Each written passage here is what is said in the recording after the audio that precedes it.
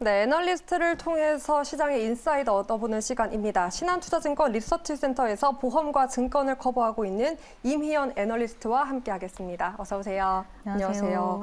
키워드가 충당금이었어요. 그래서 제가 급하게 또 사전적 의미까지 찾아보고 사실상 보험과 증권을 어려워하는 투자자분들도 많을 것 같거든요. 하나하나 한번 차근차근 쉽게 풀어 볼까요? 네. 그럼 먼저 2분기 증권주의 실적 전망부터 체크해 보도록 하겠습니다. 네, 2분기 증권사들 실적은 전분기 대비해서 굉장히 크게 감소를 할 것으로 예상이 되고 있습니다. 사실 주식시장 영업 환경 같은 경우에는 굉장히 좋았어요. 거래대금 같은 경우에도 지난 1분기 대비해서 2분기에 거의 한 20% 정도 증가를 했고요. 신용잔고도 지속적으로 상승을 했고 추가적으로 고객 예탁금도 굉장히 이제 안정적인 흐름을 나타냈습니다. 그런데 이제 문제가 생겼죠. 잘 기억하시겠지만 이제 4월 말, 5월 초쯤에 이제 CFD 사태가 터졌고 여기에 대해서 사실상 이제 증권사들이 쌓아야 되는 충당금이 좀 이제 발생을 하게 되었고, 그리고 잘 아시다시피 이제 부동산 PF 관련해서 여전히 부동산 시장의 그 불확실성이 크기 때문에 이에 따라서 또 추가적으로 충당금 적립을 해야 되는 이슈들이 많이 생기게 됐습니다. 그래서 근본적으로 지금 증권사들의 기초 이익 체력은 2분기에 굉장히 좋았지만 이러한 충당금 혹은 이제 평가 손실을 인식해야 되는 이슈들 때문에 전분기 대비해서 한 40에서 50% 사이 감익이 예상이 되고 있는 상황입니다. 그렇기 때문에 2분기 키워드를 이 충당금으로 체크를 해주시는 것 같아요. 더 깊은 의미를 조금 살펴볼 수 있을까요? 네, 비용 쌓아야 되는 거죠. 네, 결국에 이제 증권사들이 인식해야 되는 손실을 지금 비용으로 인식을 해놓고 이제 회계적으로 처리를 하는 그런 이제 과정이라고 보시면 되실 것 같은데요.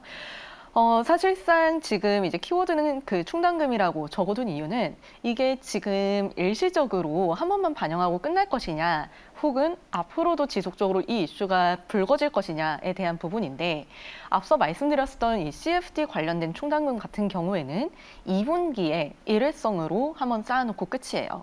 그런데 부동산 PF 같은 경우에는 부동산 시장의 그 불확실성이 굉장히 장기화되고 있잖아요. 사실 그 공사 기간이 계속 지연이 된다던가 최근에 새마을금고 쪽에서 이제 자금 이탈 이슈가 생기면서 채권 시장의 불확실성도 여전히 지금 공존하고 있는 상황이고 추가적으로 GS건설 쪽에서는 최근에 이제 여러 가지 온라인 밈도 생기기는 했지만 결국에는 이제 그 일부 사이트에 대해서는 전면 재시공을 또 이제 결정을 하게 되면서 이런 부분들이 결국에는 이제 부동산 시장에 어떠한 좀 이제 불확실성을 더 야기시키는 요인들이고 이러한 부분들이 지금 현재 증권사들이 가지고 있는 부동산 PF 쪽 익스포저에 대해서는 상당히 큰 부담이 될 수 있다. 그래서 결국에는 이제 올해에는 이런 거라고 보시면 되실 것 같아요. 결국에 이제 부동산 PF 쪽 관련해서 충당금은 지속적으로 쌓아야 될 텐데 어느 시점에 어느 규모로 쌓아야 되는지는 지속적으로 사실 우리가 알 수 없으니까 모니터링을 해야 되고 이 부분에 대해서는 결국에 부동산 시장이 연동될 수밖에 없는 흐름이 나타날 것이다 라고 봐주시면 좋을 것 같습니다. 네, 연동되기 때문에 그 모니터링 지속이 더 필요할 것 같고 짚어주신 대로 새마을금고, GS건설 이슈가 계속해서 야기되면서 그 우려감은 이어지고 있는 상황이거든요. 보다 이런 자세한 상황, 현재 시점에서는 어떻게 좀 받아들여질 수 있을까요? 결국에는 이 부동산 PF 쪽에서 지금 진행하고 있었던 이 딜들이 우리가 생각했었던 시점보다 더 이제 미래의 시점이 끝난다는 거는 그만큼 불확실성이 그냥 길어진다는 거죠. 그래서 사실 좀 부담스럽기는 해요. 다만 우리가 진행하고 있는 이 딜들이 그 딜이 다 이제 끝나는 시점에서 클리어하게 끝난다. 그러니까 만약에 중간에 연체가 발생하더라도 연체에 대한 부분이 미래에 이제 이자까지 다 이제 회수를 할 수 있고 분양도 잘 마무리가 돼서 이제 투자했었던 금액을 모두 다 회수할 수 있고 오히려 초과 수익을 가져올 수 있다면은 이 딜은 클리어하다라고 볼 수 있는 거고 다만 이제 그때까지는 상당 시간이 필요하기 때문에 좀 기다려 보셔야 되실 것 같아요. 깨끗하게 그 딜이 성사되기 전까지는 아무래도 우려감이 지속될 수 있는 건 어쩔 수 없는 부분이니 어쨌든 신뢰를 갖고 조금 기다려보는 접근, 그런 여유 있는 마음이 필요한 시기인 것 같습니다. 그렇기 때문에 관련 증권주의 투자 전략도 짚어봐야 할 것 같아요. 사실 시장에서 이 증권주, 보험주에 대해서 좀 투자하기 어려워하는 분들도 많을 텐데 어떤 전략을 이어가는 게 좋고 또 최선호주는 어떤 기업이 있을지도 한번 점검해 보도록 하겠습니다. 네. 사실 뭐 증권 보험주 굉장히 어려워요. 저도 제가 커버하면서 정말 이거는 주식이 아니라 학문인 것 같다라는 생각이 들 정도로 굉장히 좀 많이 복잡하기도 하고 어렵기도 한데요. 증권주는 그래도 상대적으로 조금 쉽게 접근을 하실 수 있으세요. 일단 가장 중요한 거는 코스피 흐름 그리고 거래 대금 두 가지가 가장 중요한 건데 일단 지금 뭐 밸류에이션 측면에서 놓고 봤었을 때에는 증권 업종은 현재 코스피 대비해서 거의 한 60% 정도 할인을 받고 있어요. 하지만 잘 아시다시피 증권사들의 기본적인 이제 펀더멘털은 주식시장이 연동이 되어 있기 때문에 어느 정도는 이제 좀 주가가 좀 동행해서 움직이는 흐름이 나타내야 되는데 이 부분이 최근에 디커플링 되면서 앞서 말씀드린 것처럼 60% 정도의 할인을 현재 받고 있고 이 할인의 근거는 결국에는 이제 말씀드렸던 그런 부동산 PF 관련된 우려들 이러한 이슈들이 결국에는 지금 그 할인 요인으로 반영이 되고 있다고 보시면 되실 것 같은데요. 사실 지금 이제 뭐 주가가 바닥이다, 뭐 이만큼 할인됐으니까 이제 사세요 이렇게 말씀드리기에는 사실 지금 분명히 이제 부담은 있어요. 다만 이렇게까지 지금 할인되고 있는 부분은 지금 거의 뭐 코로나19 때 저점 수준이랑 거의 근접하거든요. 우리나라 이제 부동산 시장이 향후 이제 어떤 흐름이 나타낼지는 물론 지켜보기는 해야겠지만 지금부터는 좀 이제 그래도 째려보시기 좋은 밸류에이션 구간이지 않을까라고 보고 있고요. 다만 이제 그건 있어요. 실적에도 증권사들 이제 주가는 잘 연동이 되는데, 실적에서 이제 불확실한 부분이 아마 이번 2분기, 3분기 중에는 좀 지속될 수 있습니다. 이게 왜냐하면은 지금 증권사들의 부동산 PF 관련된 연체율이 한 16% 정도 나오고 있는데 이거를 관리하기 위해서는 결국에는 연체 채권을 상각을 하는 이슈가 발생하게 되고 그럼 그만큼 이제 손실이 잡히게 돼요. 그럼 결국에는 이제 실적 변동성이 확대되기 때문에 이러한 부분이 밸류에이션에는 조금 부담스러운 요인으로 작용할 수는 있습니다. 그렇다면 째려본다. 그래서 타이밍을 노리면 좋을 것 같다라고 판단해 주셨는데 째려보다가 우리가 또 어떤 시그널에 좀 긍정적으로 볼 수 있을까요? 실적 아니면 그러한 손실이 잡히는 추세?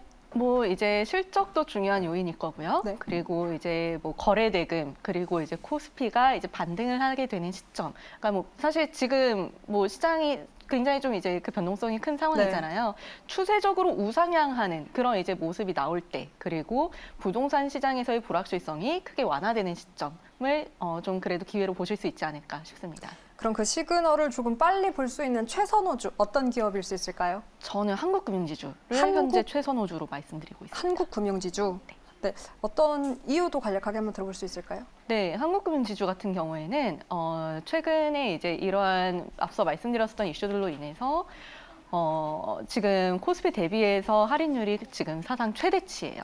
거의 뭐 한국금융지주 같은 경우 거의 한 65%까지도 할인을 받고 있는 상황이고 PBR 기준으로는 0.3배입니다. 근데 잘 아시다시피 한국금융지주의 주요 자회사인 한국투자증권 같은 경우에는 최근에 거의 자기자본 8조 원에 도달함에 따라서 IMA 사업자까지도 진출할 수 있는 그런 상황에 놓여져 있어서 추후에 사업 다각화까지 기대할 수 있는 점을 지금 긍정적으로 평가하고 있습니다. 네, 최선호주 한국금융지주까지 체크해봤습니다. 그렇다면 보험 쪽으로 넘어가서 올해 이 보험업계 실적이 개선되면서 무엇보다 배당 확대 기대감도 함께 커지고 있거든요. 이 보험사 주주 환원 정책 속도 조절은 반대편에서 여전히 움직이고 있기 때문에 그러한 이유, 왜 그런지도 우리가 한번 체크를 해봐야 될 것 같아요. 네, 사실 지금 이제 보험사들 주주 환원 정책까지 말씀드리면 아마 시간이 많이 오버가 될 것 같기는 한데요. 그냥 이제 그 좀 짧게 결론만 말씀을 드리고 바로 토픽으로 말씀을 드리자면은 일단 지금 보험사들 같은 경우에는 IFRS 17이라고 하는 이 제도 도입으로 인해서 최근에 이제 그 자본의 불확실성이 좀 확대된 상황이고 여기에 추가적으로 상법 개정이 이루어져야지만 배당 가는 이익을 확보할 수 있는 상황입니다. 그런데 여기에 대해서는 아직 불확실성이 많아요. 뭐 상법도 개정이 되어야 되고요. 그리고 이제 IFRS 17 관련된 CSM 이제 가이드라인이 이번에 나오면서 이 부분 부분까지도 이제는 또 지켜봐야 되기 때문에 아직까지는 시간이 많이 필요할 것 같고요. 그래서 이제 결국에는 보험 쪽에서는 메리츠 금융지주를 탑픽으로 말씀드리고 있는데요. 메리츠 금융지주 같은 경우에는 금융지주이기 때문에 이제 단일 보험사랑은 다르게 오히려 지금은 이제 배당 가능 여력이 훨씬 더 이제 확보되어 있는 상황이고, 이 회사는 현재 순이익의 50% 이상을 주주 환원에 활용을 하겠다라고 발표한 상황이고, 저는 이 회사의 올해 연결 순이익을 2조 원을 예상하고 있습니다. 최소 1조 원 수준의 주주 환원 이루어질 것으로 예상을 하고 있고요. 대부분이 지금은 이제 그 자사주 매입과 소각으로 이루어지고 있고, 올해 연말 기준으로는 약 이제 3에서 4% 수준의 배당 수익률이 예상이 되고 있는 상황입니다. 뭐 지금 현금 배당으로만 놓고 봤었을 때는 조금 이제 매력도가 낮아 보일 수는 있겠지만, 말씀드린 이 50%의 주주 환원이 중장기 계획임을 감안하시고 추가적으로 이제 자사주 매입과 소각이 이루어지고 있는 점을 감안하시면은 현재 국내 그 어떤 주식보다도 적극적인 주주 환원이 이루어지고 있다라고 말씀드릴 수 있을 것 같습니다. 네, 주주 환원 정책으로 주주들의 신뢰까지 높이고 있는 메리츠 금융지주, 보험주 안에서 최선호주였고요. 증권주 안에서는 최선호주, 한국금융지주로 픽을 해주셨습니다. 오늘도 어려웠던 증권, 보험에 관련돼서 재미있게 풀어주셔서 감사합니다. 오늘 함께한 신한투자증권 리서치센터에서 보험증권 커버하고 있는 김희연 애널리스트와 함께했습니다. 고맙습니다. 네, 감사합니다.